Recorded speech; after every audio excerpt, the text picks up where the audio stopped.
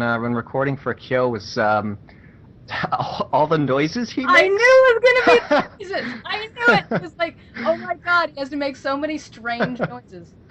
It's He really does.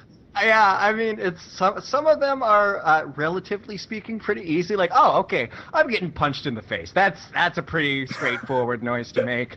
And then some are just extensions. Okay, yeah, I'm skidding across the roof of the building, and then slamming into the wall. That's pretty straightforward. But then there's things like, okay, I'm choking on leeks. That's interesting. How is that going to work? And then like, oh, hey, now he's being trampled by a piglet who is yelling at him at the same time. That's Shark Okay. hooves, face bleeding, losing consciousness.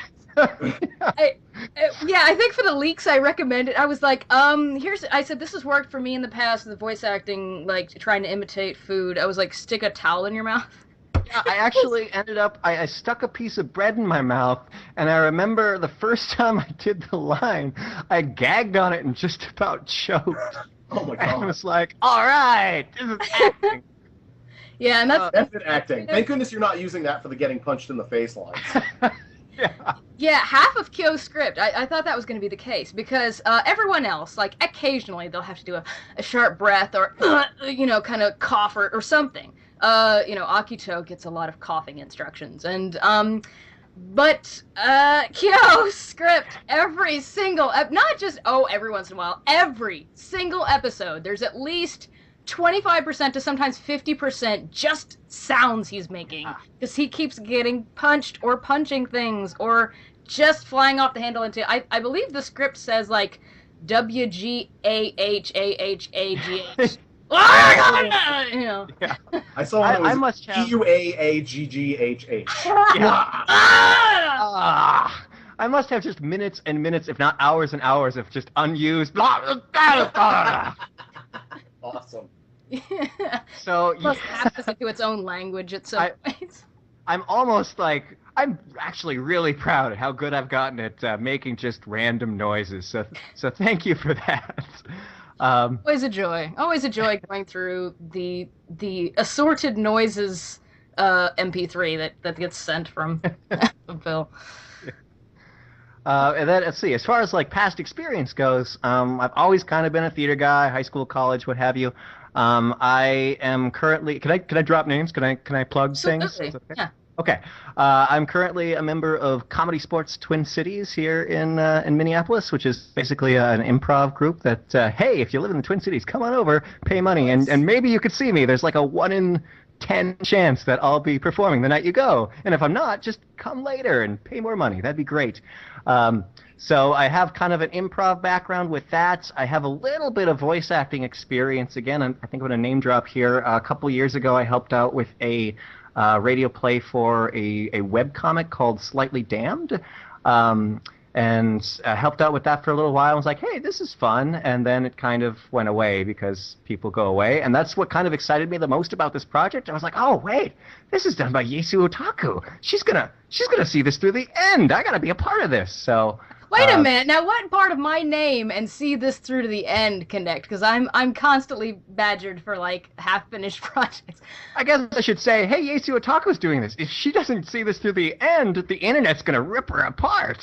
So, Yeah! for you. That's true. That's true. And yeah, I mean, like I have a definite goal for the project, and it's not necessarily like the end of the entire story because have you seen how long this manga is? But there's a definite like capping point that if we at least get that far, and then after that, who knows? Fan support. I will say there are some potential bigger developments happening with the project. So as far as getting it out there, we'll just have to stay tuned on that. But okay, as for I guess we'll move on to the next question. What is the coolest thing about your character, specifically, if you want to brag on the character that you're playing, what is the coolest thing about playing your character about them, specifically? Start with you, Phil. Oh, man, you know what? I like just about everything about Kyo. I would say the coolest thing is probably those moments where he calms down a little bit and you get those scenes where he is a little more vulnerable, a little more emotional, and not quite as I'm going to yell and scream at the world, because I mean, they're so different, and it's so much fun for me after like yelling and shouting for the entire script to be like, okay, here's a serious scene. Let's read that and see what it's like. But then I do also love it so much when he yells at people. Particularly, like I just recorded what was it, episode 17, where Yeah. after this big long break, and I started recording this, and I wasn't really feeling like I was getting into the character again until the scene where I got to just shout at Momiji, and it was great. Yeah, Momiji is admittedly like, and you haven't.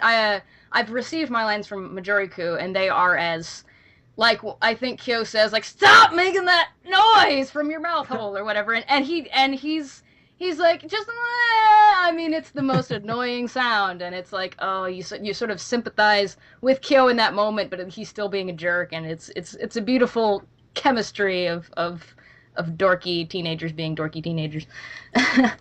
And yeah, I specifically, when you mentioned coming down from that high of the yelling, remember like things, not just like the sensitive Kyo moments where all of the fangirls go, oh, you know, that kind of thing, but also we haven't seen this much, but we will see it much more in the future.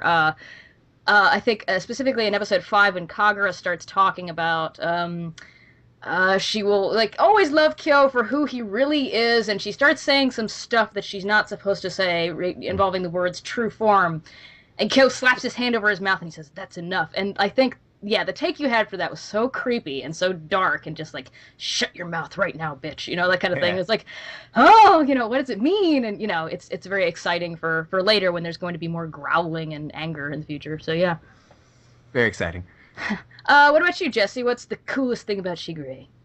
Okay, so I should say the coolest thing is how complex and deep and many layered the character is, but that's not the truth. Pshaw.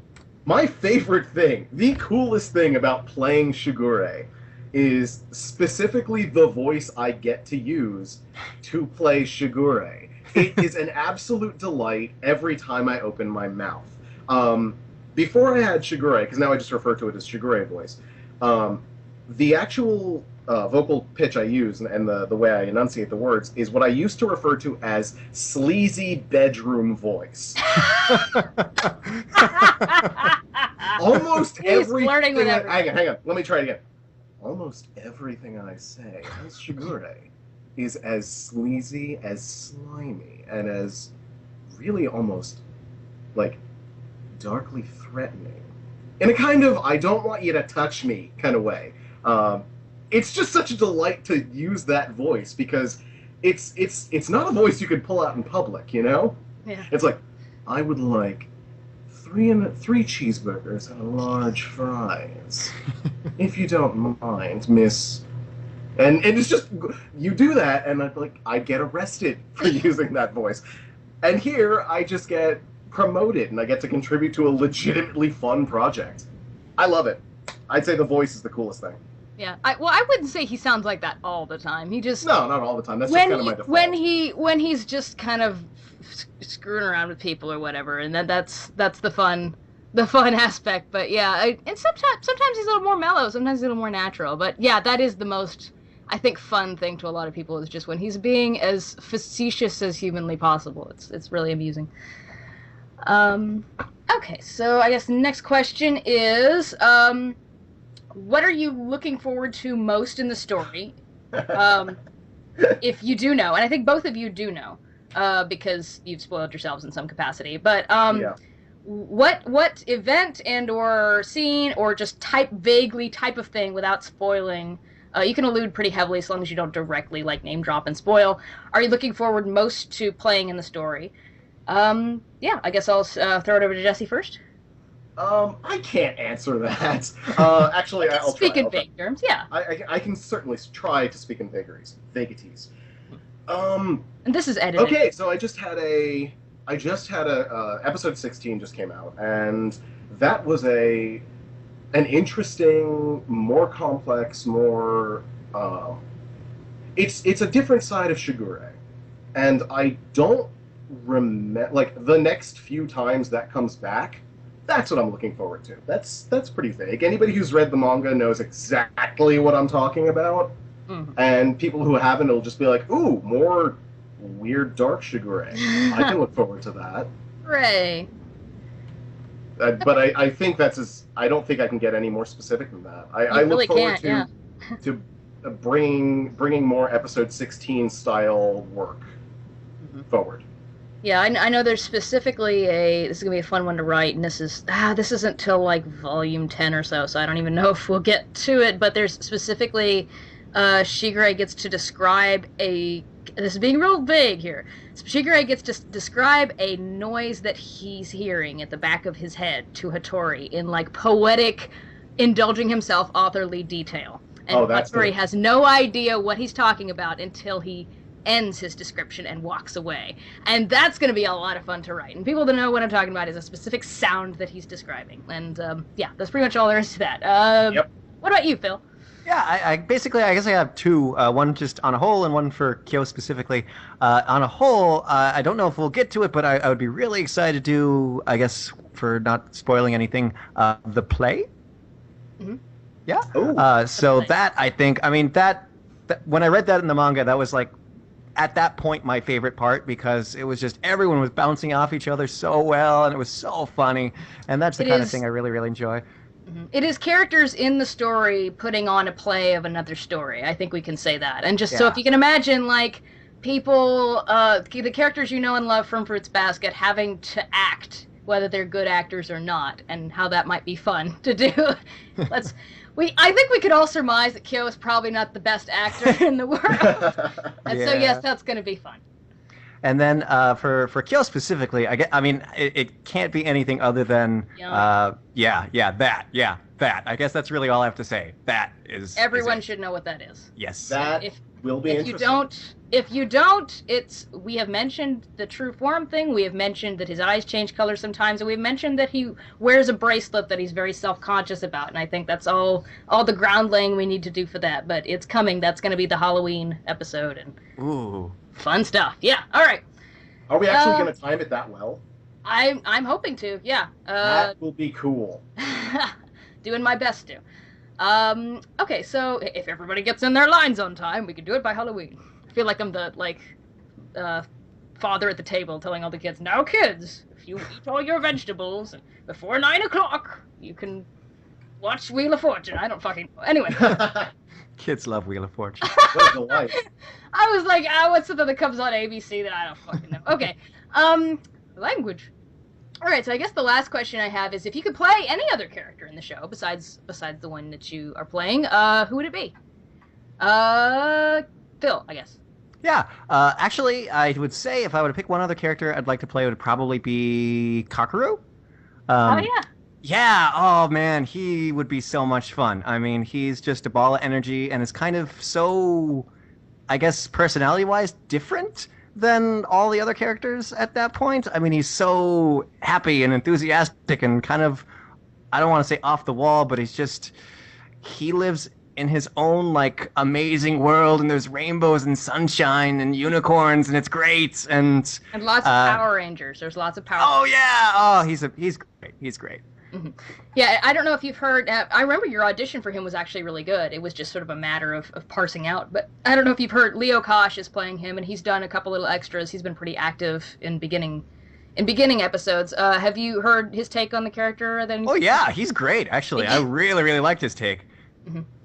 So it's fun. It's funny because they both have, Kyo and Kakeru have a similar vocal quality to the personality, no, but voice, yes. And it would be fun if they had a scene together. I don't think they do, really, because principally Kakeru hangs out with Yuki, but that's for much longer in the future. What about you, Jesse? Oh, man. I have really, really found a nice, strong bond with Shigure. If I were to play somebody else, I would probably want to play somebody ridiculously over the top. Ayame, maybe? I was actually thinking about Ayame, but I think that putting on that voice would actually annoy me more than endear me to the character. Mm-hmm. Well, Kyo would be a lot of fun, quite honestly. Because there is depth to him, and there is a lot of, will you stop making that noise? Maybe Momiji.